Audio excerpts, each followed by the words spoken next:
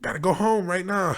Now, Detroit, I saw this a few weeks ago, where Detroit has outlawed a bunch of stuff for the way the police handle the protesters. And this is my closing shot. It's about what is becoming state sanctioned violence and establishment sanctioned spin. I'm a black man. You kind of see little like patches of light skinness. I'm a black man from Detroit. I do not have a lot of positive experiences with the police, and I do not have a criminal record. Before you go there, I have no criminal record. I've been searched unnecessarily. I have this tragic incident when I was like 5 or 6. The long and short is, my stepdad he's biracial, and if you looked at him and didn't know better, you may think he's Caucasian. I'm in the back seat. I am 5 years old. This is the early 90s, 5 to 7 years old. I'm in the back seat. I'm with my mom and I'm with my stepdad. Luckily, my youngest brother, who would have been like 1 or 2 at the time, was over like a grandparent's house. I don't remember where we're coming from, but we are on 8 Mile in Livonia. For those who want the geography lesson, going back towards the west side, and Livonia police stop us. And what I remember, because kids do have the ability to imagine memories, so I want to give you the basicness that I can remember and let you interpret. I seem to remember that when we got stopped, when the cop looked in the car, he kind of did a double take looking at me, and you can see I'm pretty light skinned. This man he believed just visually to be Caucasian, and my stepdad, who again is multiracial, and then my mom, who's black. And he did this kind of weird double take, and then we all had to come down to the station. I had some McDonald's. When we got down to the station, my grandma eventually would come pick me up. And this is, there was no reason. It was just because. It was something stupid. But at one point, I go to the bathroom. At another point, I come out and I start eating little fries or whatever I had. Got sick and threw up. And I look down. It looks to be saliva. So, for all intents and purposes, based upon my memories, and again, there's interpretation. I'm not trying to be extreme. I'm not trying to add on anything. I'm not a victim. I'm not a victim type guy. But just as I bump into stuff, this is just my account as being 5 to 7. Based upon what I can gather, this is a childhood memory, but the memory of looking down, seeing that saliva and throwing up and cops laughing, that's vivid. But rather or not, it seemed to be that he looked at who was in the car, saw what he thought was a white man, black woman, and a mixed kid, took them down to the police station and spit in the kid's food. The kid being me. So this is my background with police. This is where I come from with police. It's not a positive. It's not positive. It's not someone who's going to have a thin blue line tattoo, but I'm not a defund the police guy. And I'm not a disarm the police from being able to do their jobs. And so when I saw this, ban on chokeholds, I'm for.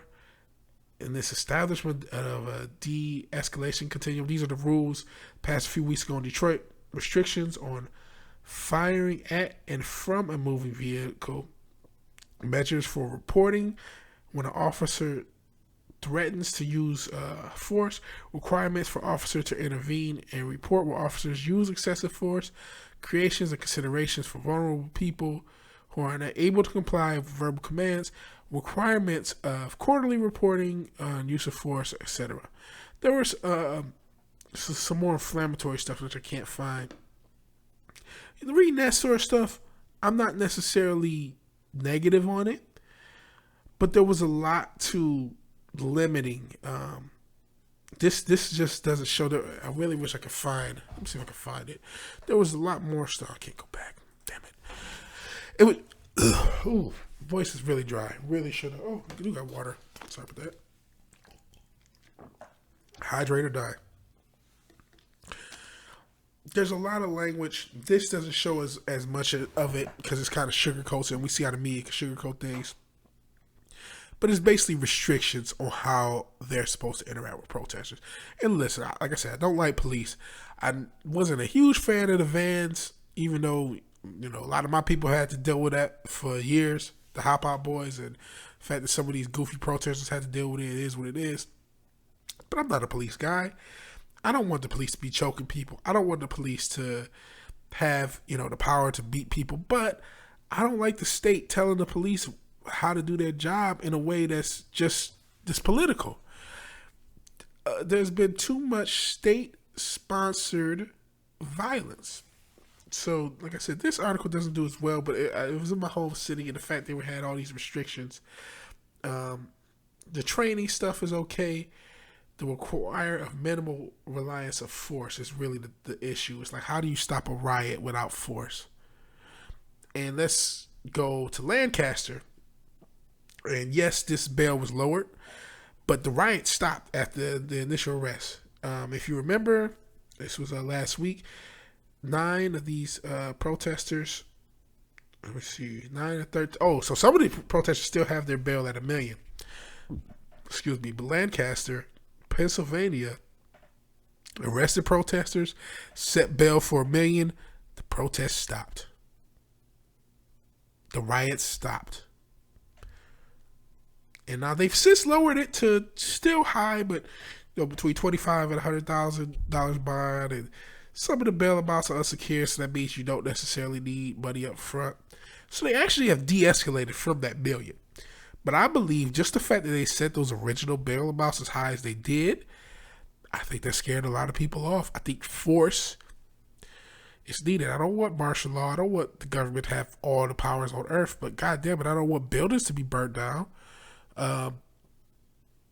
And, I talked earlier, opened up with LeBron James paying money for fines. We know a lot of this BLM money has gone towards, I think there's something called a freedom fund to get people out of jail, to bail people out of jail. But we set $1 million bonds. All these protesters across the nation, you think if all those bonds were set at $1 million, we should need 10%, so it's $100,000 a piece. How much money you think it'll get cost to get thousands and thousands and thousands of protesters out of jail at $100,000 a piece? That's going to dry up whatever fund you're using. So we need more cities to behave like Lancaster did. And then in Portland, 100+ nights of unrest, and the DA admits that he's old buddies with Antifa.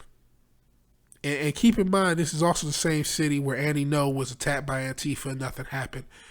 So we're seeing politics and literally political violence. And it's sanctioned by the state. It's sanctioned by Portland DA. It was sanctioned. Detroit wants you to lower your force. The police lower their force to give protesters more, not protesters, rioters. A lot of these people are rioters. It's sad because I know there's people who claim to want change, but they're following behind people that don't want anything but to watch the world burn and watch Marxism rise. It has nothing to do with race. It has nothing to do with race. None of this stuff has anything to do with race. But you have the DA in Portland. You have Lancaster who handle things a different way. Yes, they lowered the bail, but they have that initial upfront, that first initial reaction killed the protest, killed the riot, and probably saved businesses. And then you have the story of Jake Gardner, who's passed recently. Now, all the reports say, this is the initial report, where he wasn't going to be charged. Because initially he wasn't going to be charged, and if you see the video, he was accosted and defending himself. Initially he wasn't going to be charged, as he shouldn't have been. But then politics happened, charges came up, and now this guy supposedly is I don't even know if I can say that phrase on YouTube, but he supposedly ended himself, and there's a little question into that because there's just this there's just a call about someone being suicidal, and he's found about 20 some odd minutes from Portland. There really needs to be an investigation, and if I can find the initial report, and I know I apologize for being so ill prepared, but as you see, I have so many topics I wanted to get into, and so much I wanted to talk about. Let's see. There was a spot that said that didn't have his death ruled. This is just an indictment. This is about the suicide. But there was a story that didn't necessarily show that his death was ruled a suicide. But every report is that he died by suicide. NPR, he died by suicide. Look at this headline. Omaha bar owner has died by suicide after he was charged in the shooting of black man. It's just the fact that he killed a black man. I don't want people like me to lose their lives while I'm against abortion, right?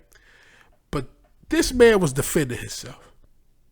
Now he's dead, either by suicide or potentially by nefarious means. I don't know. Either way, I wasn't there. I let the justice system pray that the same justice system, because he died in Oregon. And you see how the DA in Portland goes. We pray that everything is on the up and up and that justice is found in case this is not the suicide has been initially reported as.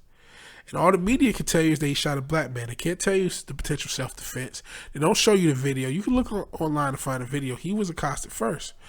So what do we do now that we know that the state and the establishment can allow people to burn down our buildings, burn down our homes? Some communities will protect you. You see Lancaster, PA did their best to stop the riots in its tracks.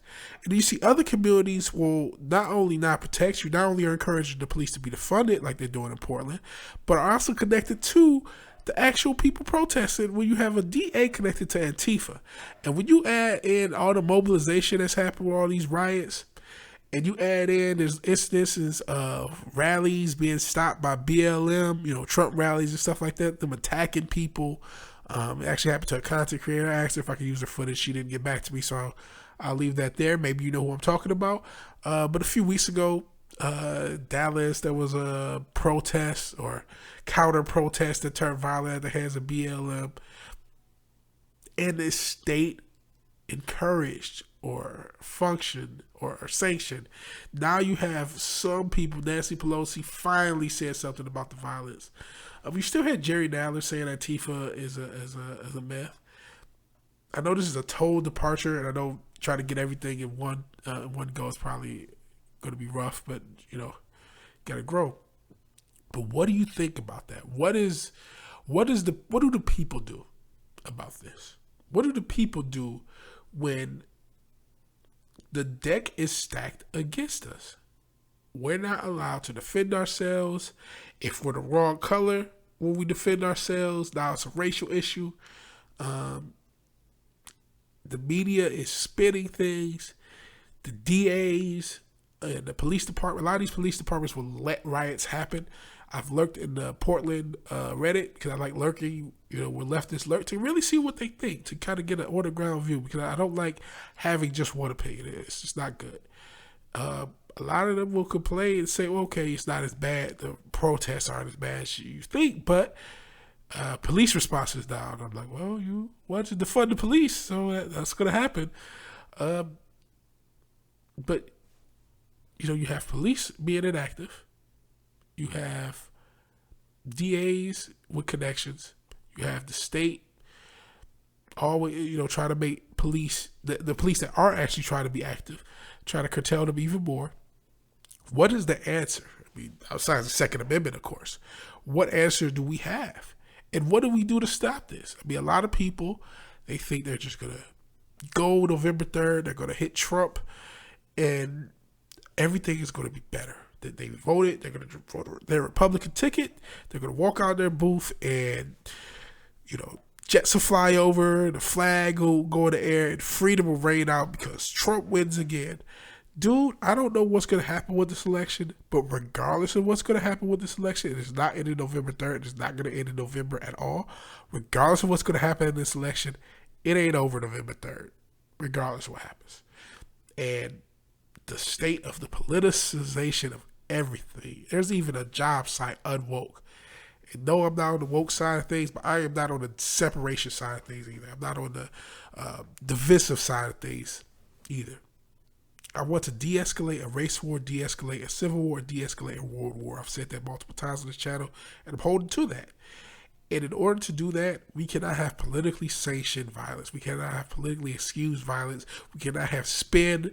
We need truth. We need justice. Truth is incontrovertible. Malice may attack it, but in the end, there it is. It's something like that's the Winston Churchill quote.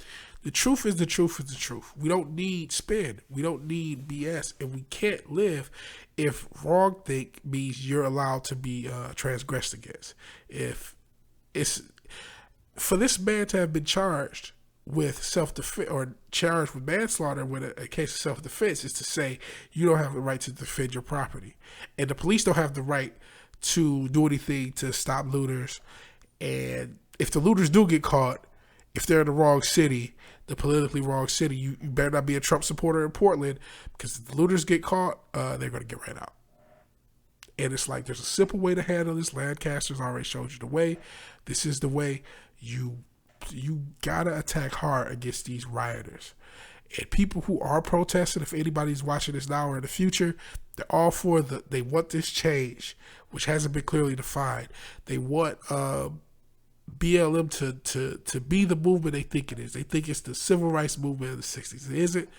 But if you really think that, then you have to do a better job of differentiating away from this Antifa BLM. You just have to.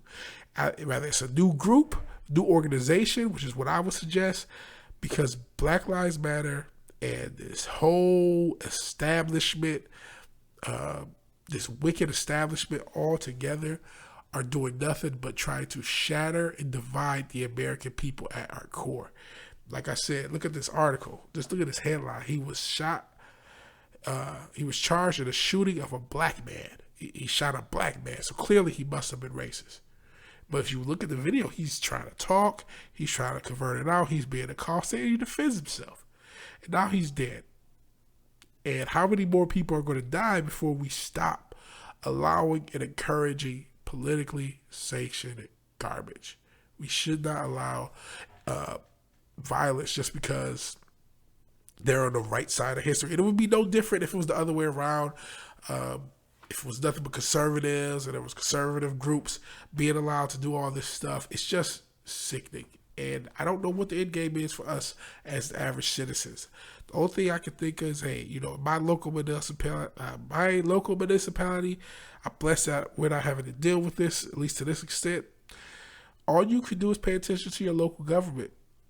If you have government who's talked about defunding the police, you got to write them, you got to scream at them not to do that if they have it. If you have government that is restricting your police from doing their jobs, you have to write, you have to scream, you have to holler, you have to do whatever you can. If you have government that is doing what happened in this government, I didn't even talk about the McCloskeys, how there's evidence that's been tampered with in their case. If you don't remember the McCloskeys, they're in a couple in St. Louis who are just defending their home, who now has charges against them for defending their home. But of course, they're racist for not wanting BLM to destroy everything. It's crazy. The spin has to stop, and we have to hold people accountable. So NPR, I'm gonna be the change I see in the world. I'm gonna write a little email to NPR. I know they're not gonna read it, but it has to happen. Everybody needs to add their voice in to the best of their ability to what's right. This isn't right or left. This is right or wrong, and this violence has to stop. So I'm done ranting. I know I kind of just went long with my closing shot. And I keep coughing, hydrate, or die. But that is the show. Good old hour and a half, almost 90 minutes. So this is the first episode of the Vigilante Williamson show. So if you made it through all of this, so shout out to Cool Breeze. You were there. You get to say 100 years from now that you were in the chat of the very first Vigilante Williamson show. So if you like the video, please like the video. If you're willing to share and subscribe, please do so. I'm actually going to cut this up into multiple videos. So if you're watching this from the future, welcome from the past. If you are so obliged to share and subscribe, please do so. And if you do none of these things, I appreciate you watching. Thank you for your time, and God bless.